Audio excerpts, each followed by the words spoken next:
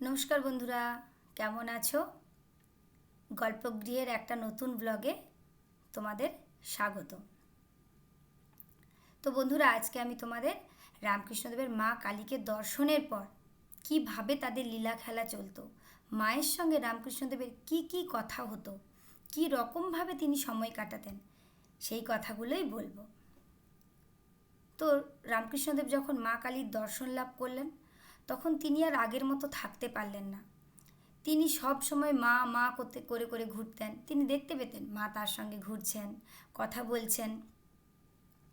হয়তো কখনো তিনি মাকে দেখতে পাচ্ছেন না। তো একটা ছোট ছেলে যখন মাকে দেখতে না পায়, তখন যেমন কাঁদলেই হঠাৎ করেই মা তার সামনে চলে আসে, ঠিক তেমনি রামকৃষ্ণদেবের যখন মনটা খুব মা মা করতো, তখনই তিনি মাকে চোখের সামনে দেখতে পেতেন। তিনি দেখতেন মা তার সঙ্গে কথা বলছেন, হাসছেন।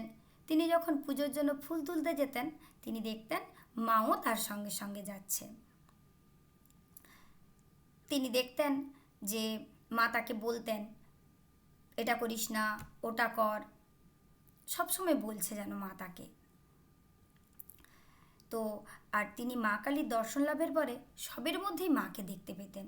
কোনো দিন হয়তো মন্দিরে পুজো করছেন, তো দেখছেন যে একটা বেড়াল এসছে। হঠাৎ করে তিনি বেড়ালের মধ্যেই মা কালীকে দেখতে পেতেন। তিনি তখন বেড়ালকেই মা কালী ভেবে পুজো করছেন, কখন আবার বেড়ালকে খাইয়ে দিচ্ছেন মা ভেবে।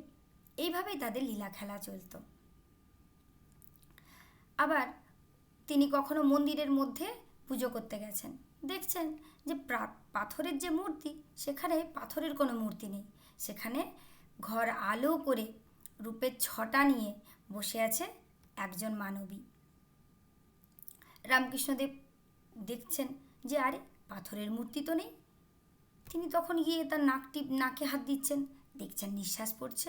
রামকৃষ্ণদেব বলছেন, আরে এ তো নিঃশ্বাস পড়ছে।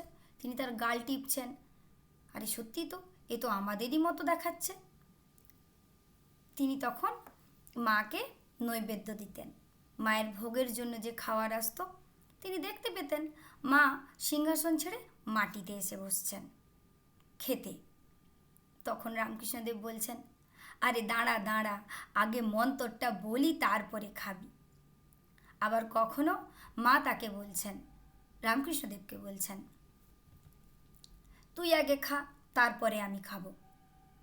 রামকৃষ্ণদেব তখন মাকে নিজে হাতে খাইয়ে দিচ্ছেন। মা রামকৃষ্ণদেবের হাত থেকে প্রসাদ গ্রহণ করছেন। এইসব দৃশ্য আমরা দেখতে পাই। দক্ষিণেশ্বর মন্দিরে এইসব লীলাই চলত মায়ের সঙ্গে রামকৃষ্ণদেবের। এইভাবেই রামকৃষ্ণদেব মায়ের সঙ্গে সময় কাটাতেন দক্ষিণেশ্বর মন্দিরে। তো বন্ধুরা, তোমরা শুনলে তো রামকৃষ্ণদেব কিভাবে লীলা করতেন মায়ের সাথে। আরও আরও অন্যান্য গল্প আছে এরম, সেগুলো আমি তোমাদের পরবর্তী কোনো ব্লগে বলবো। ততক্ষণ সবাই সাবধানে থাকবে। আর আমার ভিডিওগুলো যদি ভালো লাগে, তাহলে আমার চ্যানেলটাকে লাইক, শেয়ার ও সাবস্ক্রাইব করে দেবে। আর আমাকে কমেন্টে জানাও তোমরা কী ধরনের গল্প শুনতে চাও, বা তোমাদের এই গল্পগুলো কেমন লাগছে। তোমাদের কমেন্টের অপেক্ষায় আমি থাকবো।